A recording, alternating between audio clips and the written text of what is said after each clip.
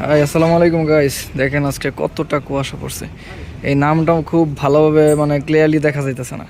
তো আমি এখন দোকান বন্ধ করলাম। এখন বাজতেছে হলো গিয়ে কয়টা, 11টা 20 এরকম টাইম। এটা আমার বাইক এখানে দাঁড়িয়ে আছে, দাঁড়া করে রাখছি। অ্যান্ড হচ্ছে দেখেন কুয়াশার অবস্থা, ভাই রে ভাই।